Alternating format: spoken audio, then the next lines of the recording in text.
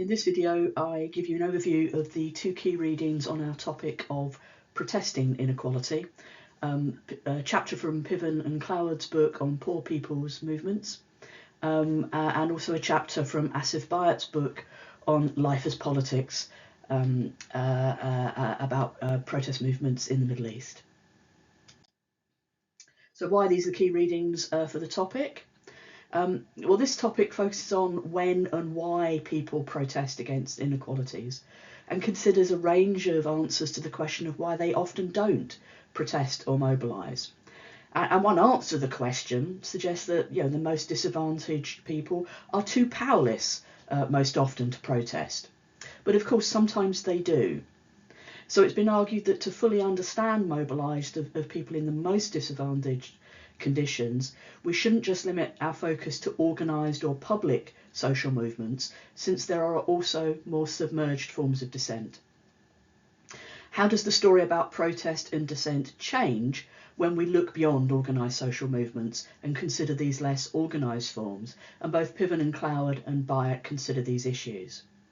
They argue that dissent and protest can occur even in the most coercive and unequal contexts, and they both show the transformative power of collective defiance or collective refusal, in which people refuse to comply with social rules and expectations in everyday social arenas.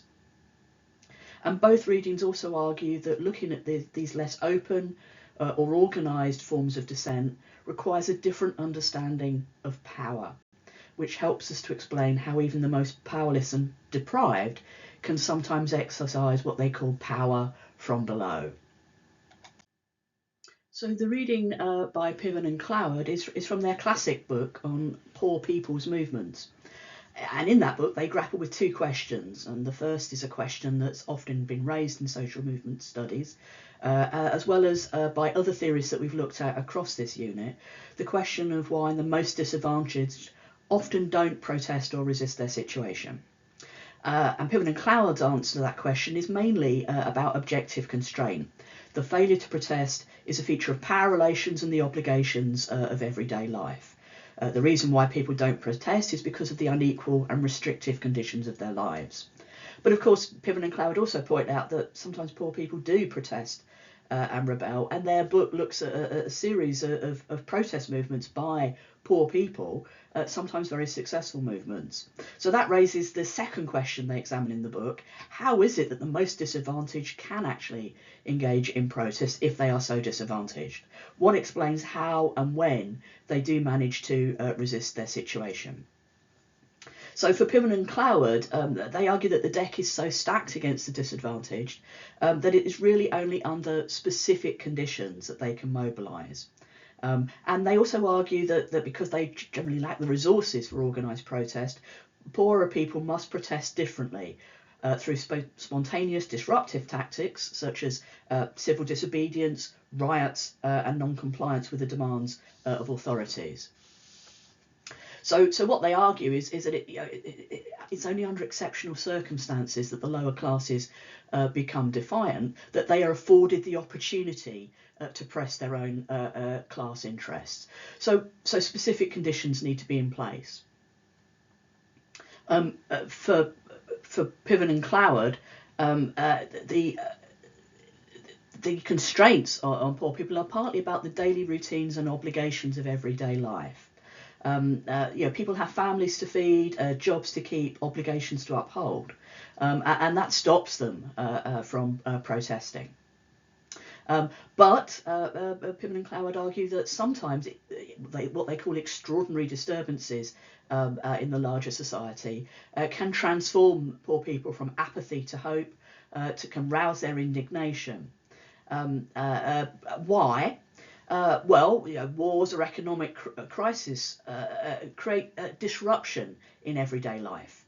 For Piven and Cloward, the real significance of such disturbances is that they destroy the structures and routines of daily life, weakening the constraints that they hold on people. So if you've already lost your job and can't pay your rent, for example, those things are no longer going to hold you back from mobilisation. So economic disruption, social crisis can enable popular insurgency.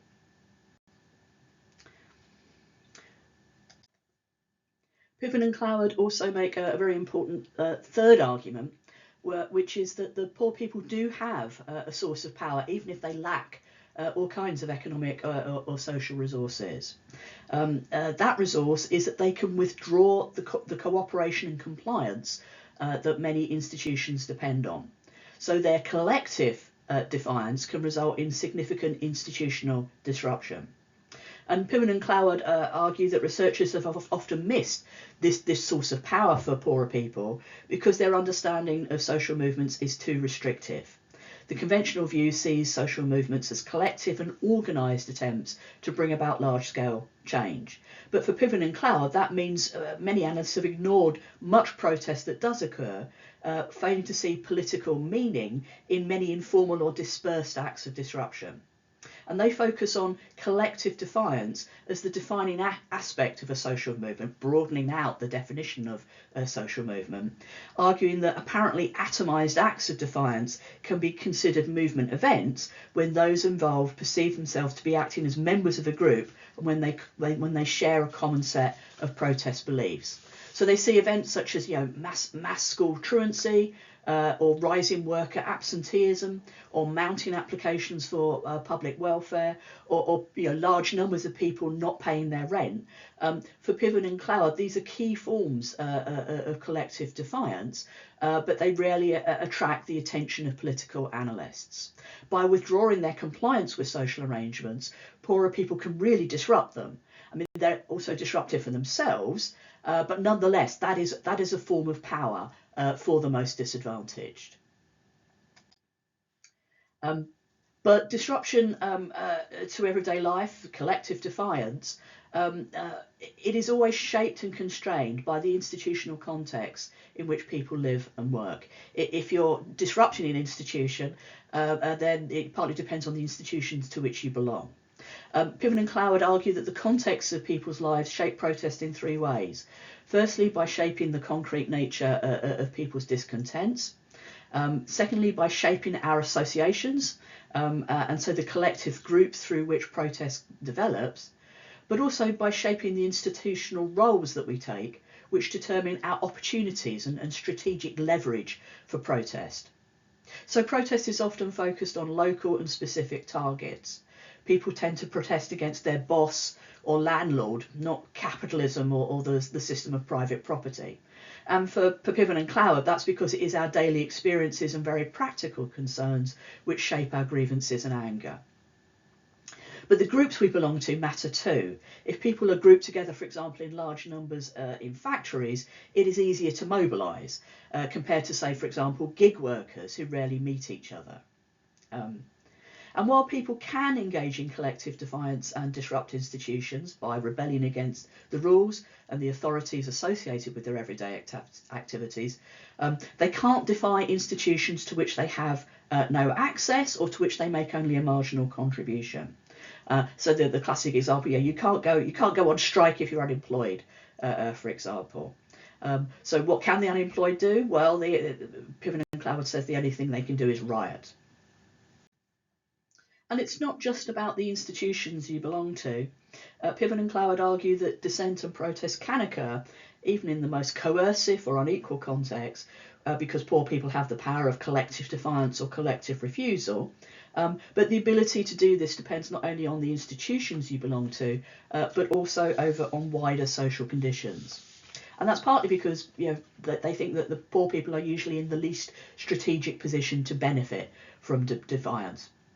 So they argue, for example, that poorer people are often in very weak institutional locations to use disruption as a tactic. They often work in economically marginal enterprises, or they're unemployed, or they do not perform roles on which major institutions depend. And they argue that indeed, sometimes the poor are sometimes so isolated from significant institutional participation that the only contribution they can withhold is that of what they call quiescence in civil life, so the tactic of riot. And Piven and Cloward say that wider disruption may be necessary to undermine the constraints on protest. We've already seen that argument around economic crisis. But they also argue that a change in perspective may be required as well, with a transformation of the consciousness and behaviour of people who are ordinarily fatalistic, resigned about their situation, who believe existing arrangements are inevitable. Piven and Cloward argue that people need to develop a new sense of what they call efficacy. People need to believe that change is possible, but also that they can bring about the change themselves. So that people who are ordinarily consider themselves helpless can come to believe that they have some capacity to alter their lot, as they put it. Now, Piven and Cloward think that these shifts do not normally arise during ordinary periods, but only when large-scale social changes, economic disruption, crisis and so on undermines political stability. Because such disruption gives the poor people hope, it makes insurgency possible in the first place, but it also makes political leaders more vulnerable. Now, we can see a similar set of arguments, but in a very different context, made by Asif Bayat. Asif Bayat argues that accounts of social movements have been too dominated by examples and analysis from the global north. And he's a critic of these models because he argues that they generalise too much from Western experience and do not work well in other global settings. So he argues that where citizenship rights are restricted, where, for example, people don't have the right to protest and often don't have rights to free speech, or where authoritarian regimes show little tolerance for dissent and crack down on it very harshly, he argues that dissent must take a different form. Autocratic and repressive regimes limit the space for organised protest, but he argues dissent and activism still occur within societies like that. Now, he's focused on societies in the Middle East and particularly looks at Iran and Egypt. And he argues that in societies like Iran and Egypt, dissent is sometimes underestimated or misunderstood because it doesn't fit the conventional pattern of organised protest movements found in Western societies.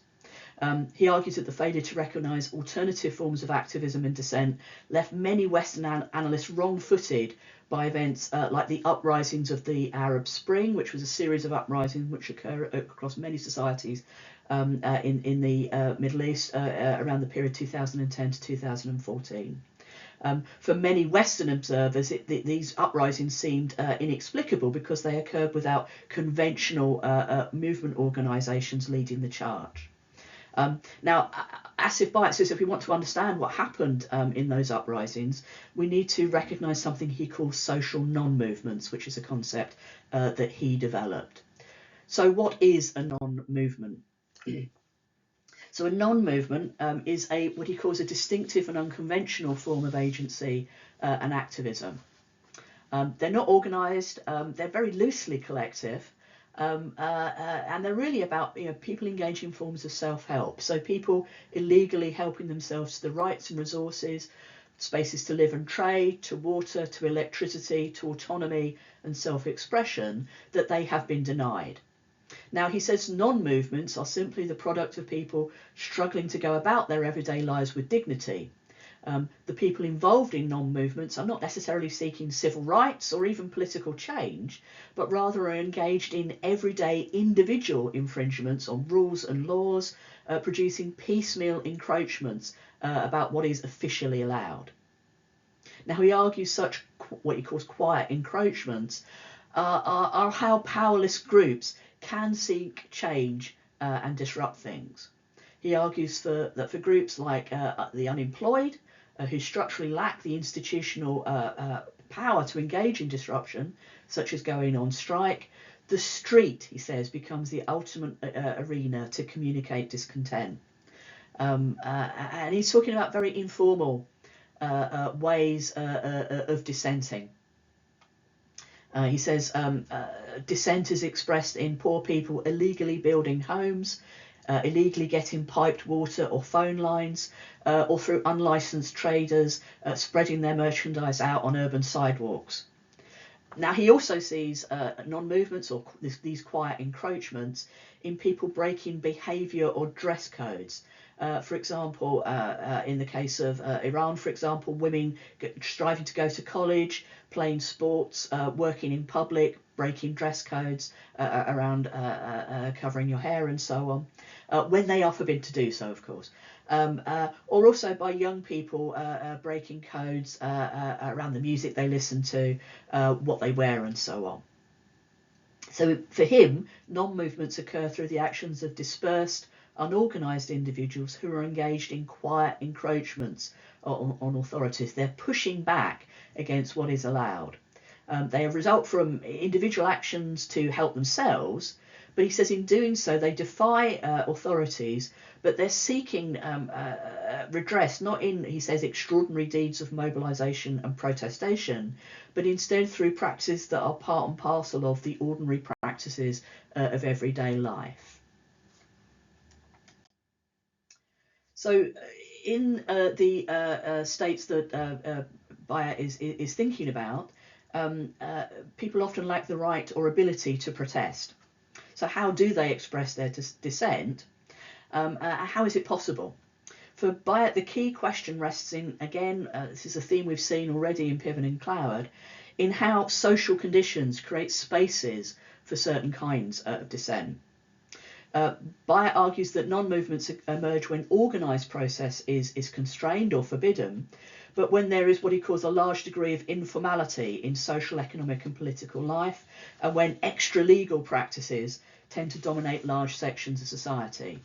So he's thinking about societies which often have authoritarian rule, but where the informal or black economy is very significant, and where authorities may often lack the capacity to fully police everyday life, and they often have to turn away from practices which break the rules because they lack the resources to fully police it. Now, Bayat argues that such conditions occur in many countries in the Middle East, and he also argues this informality in civil life creates zones of relative freedom for ordinary actors, which can give rise to non-movements.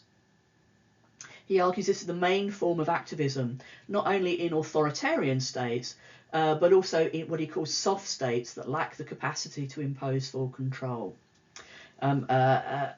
So he sees such social informality in many societies of the global south. Now, non-movements are more resilient against repression than conventional organised social movements because they are embedded in the practices of everyday life. He says the state may be able to abolish political parties, but cannot easily stop the normal flow of life in the streets. And he says we shouldn't also underestimate the impact of these quiet encroachments. The individual acts of rule breaking that he's describing may seem small scale and innocuous, but he says when very large numbers of people do it, that can be hugely significant. And he talks about the transformative impact of non-movements through the impact of many people simultaneously doing similar, though contentious things. So he says that without formal leadership or organisation, these everyday encroachments have virtually transformed large cities in the Middle East, generating a substantial outdoor economy, new communities, and arenas of self-development. So we can see some similarities to what Piven and Cloward were talking about. It's another version of the power of cooperative independence and collective refusal, though this time facilitated by informality in the civil sphere rather than by social and economic crisis. So to think further about these issues in the workshop, both sets of authors identified problems with conventional understandings of protest. What are the problems that they identify? What similarities and differences are between Bayat's concept of non-movements and Piven and Cloward's concept of collective defiance and refusal? I've pointed out some similarities. What are the differences? And then finally, how do the concepts of non-movements and collective defiance offer a different understanding of power and the resources available to the most disadvantaged, the most oppressed groups?